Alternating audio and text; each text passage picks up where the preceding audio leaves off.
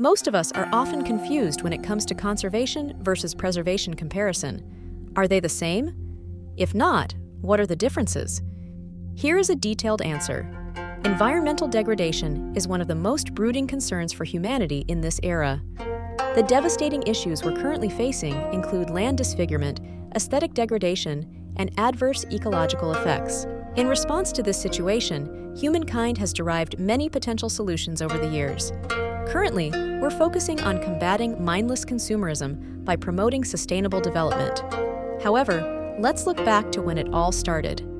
When concerns about environmental degradation first came up during the early 20th century, two words were commonly used: conservation and preservation.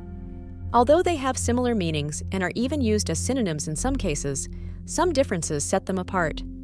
Read through my take on conservation versus preservation to get all the information you need. Conservations versus preservation, a brief history. Mainly, both terms imply a level of protection, but the difference lies in how the protection is carried out. Conservation is the protection of natural resources, while preservation takes up the protection of human-made objects and landscapes. First of all, let's take a trip down memory lane back in the early 20th century when both of these terminologies came into being. When the environmental protection movement began, researchers and scientists came up with two different concepts. While both concepts aim to protect the environment and promote sustainable practices worldwide ultimately, they brought forward opposing plans of action. To the conservationists, human activity was the root of the entire degradation scenario. That's why they aim to regulate human use and look for ways to enhance the economy at the same time. Preservationists believed in the same concept, but wanted to take more drastic measures compared to the conservationists. They sought to eliminate human use of the environment and preserve all living beings' value, whether they're useful to human existence or not. The first person to introduce the preservationist movement was Aldo Leopold, also known as the father of ecology. He created a wilderness preservation program to benefit the well-being of all living things on Earth.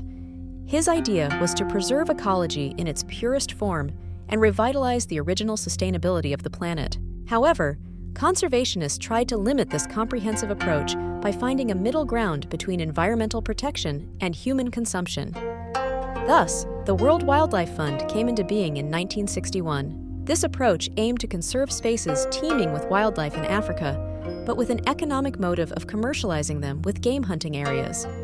The formulation of these organizations led to a heated debate between the two schools of thought, until a formal agreement was brought about with political intervention to seek sustainable practices for environmental conservation. Pros and cons: conservation versus preservation chronological advancements. Although it still marginally exists today, the conservation versus preservation debate goes back more than 100 years ago. Believe it or not, it's the reason why the national forest surrounds the national park. The founding fathers of the conservation and preservation movements influenced the decisions of allotting American public lands, which resulted in conflicting conclusions. The Founding Fathers. During the early 20th century, two affluent individuals, namely Gifford Pinchot and John Muir, presented two entirely diverse views of conservation and preservation regarding the management of the vacant lands in America. Pinchot worked to establish a conservationist approach, while Muir labored away in favor of preservationist practices. Both individuals' primary motive was to get the green signal from the existing government, the Congress, to implement measures according to their respective viewpoints. As a conservationist, Pinchot proposed that the vacant federal lands in the U.S. should not be used extensively for recreation by humans. This way, it wouldn't lead to the degradation of the existing natural areas in the country. However, Pinchot's conservationist movement allowed the land to be used for other purposes like mining, logging, scientific research, and hunting. He also supported the idea of taking regulatory measures across natural lands to protect wildlife and natural resources. On the other hand, Muir rallied against the opinion and proposed to preserve the vacant federal lands of the U.S. He suggested that humans should leave the national parks alone entirely. This would allow nature to take its course and let biodiversity flourish in the region. The consequences. The conflict eventually ended when President Roosevelt agreed upon conservation as the best practice to protect the environment and sustaining the economy at the same time. Pinchot ended up serving as the head of the U.S. Forest Service. Today, the organization works to protect more than 190 million acres of forests and grasslands across the U.S. But that doesn't mean Muir gave up on his preservation cause. He remained adamant that the federal lands should not be used for any recreational or industrial practices, and had some influential government officials in his favor as well. Consequently, about 100 million acres of forests and grasslands across the U.S. are managed under the preservationist movement. Today, we know these places as our beloved national parks managed by the National Park Service organization. So, the next time you visit your nearest national forest for outdoor adventure sports, hiking, or skiing during the winter, you should know that you're promoting the conservationist viewpoint. Similarly, these forests produce about 70% of all the timber used in the U.S. to build houses and furniture for its citizens. Furthermore, the U.S. Forest Service constructed various research labs inside the woods in states like Wisconsin and Madison. These labs succeeded in producing path-breaking inventions and new technologies that we're using even today. To this date, whichever national park you observe on the map, you'll see a forest surrounding it or located nearby, highlighting the long-standing conflict. However, the dual approach creates a beneficial balance for the U.S. citizens. Conservation created jobs and helped generate revenue for business owners, while preservation gave us places to enjoy wildlife in its original form and secure biodiversity in the region. Now that you've read through the chronological advancements of the dual concepts, you probably understand the main conservation versus preservation difference. Mainly, the difference lies in the approach and the objectives, while the ultimate aim for protecting the environment remains constant. Before we go further into the details of the conservation versus preservation debate and differences on a global level, here's a detailed definition of both concepts. Conservation. According to the Cambridge Dictionary, natural conservation means to protect plants, animals, and natural areas from damage produced by human activity. As a contrast, the U.S. Dictionary states the meaning of conservation as responsible use of natural materials, including fuel, water, and wood. Both definitions clearly explain that while conservation aims to protect the environment and reduce practices that damage it, it also allows the use of natural resources at a sustainable level. For example, if you're conserving energy, you're not cutting off its use entirely. Instead, you're using the amount you receive carefully, so you don't waste the resources and fulfill your needs simultaneously.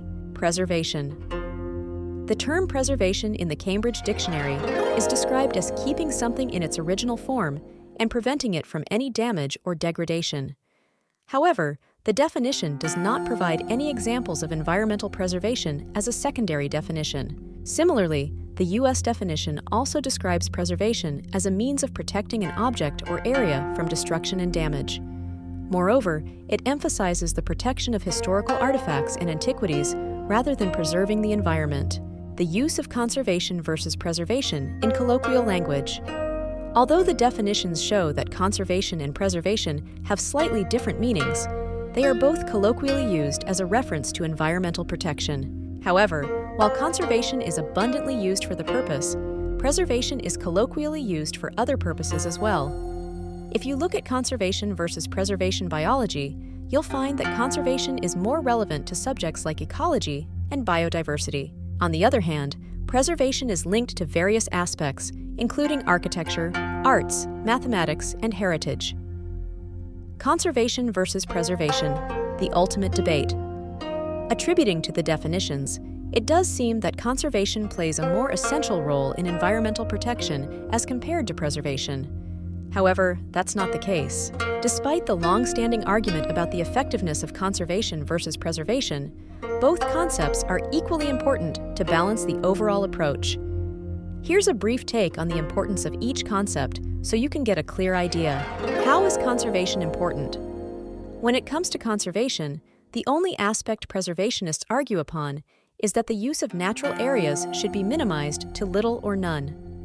While complete restriction seems like a great idea to let nature take its course, limited human intervention is critical as well.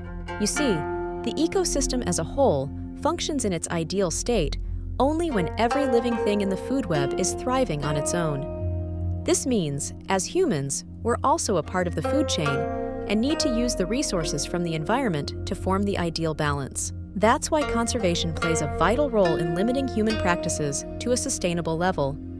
This means, based on conservationist thoughts, we can use the bounties of nature however much we need without being invasive with our demands. Through this concept, human beings can find ways to conduct their actions responsibly. Ultimately, this led to research and development that helped using the resources without obstructing themselves from everything nature has to offer. How is preservation important? On the other hand, preservation is a means to use nature without controlling it in any way. This does not mean that preservationists rule out the use of nature entirely. In that case, human life as we know it would cease to exist. However, they do prefer the approach of limiting the use to only what is necessary. Besides that, another important aspect of preservation is that it values nature for what it is, regardless of what it provides for humans to thrive. Meaning, even if a building, artifact, or natural habitat does not contribute anything to the economy, it is still liable to be protected and kept in its purest form.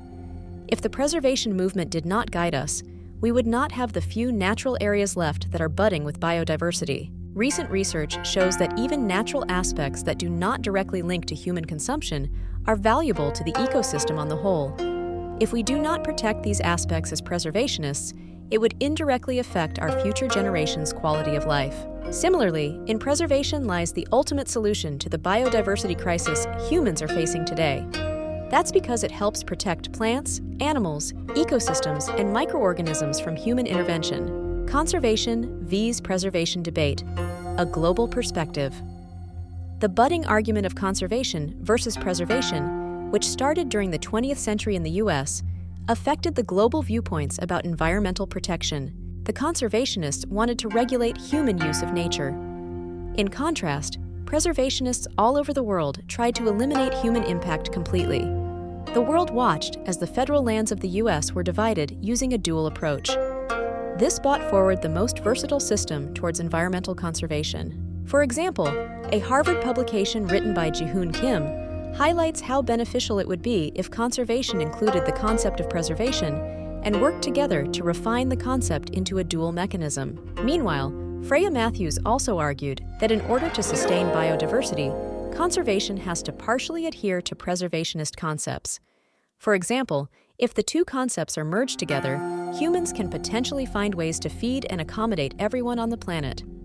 At the same time, they can allow biodiversity to flourish at a favorable rate.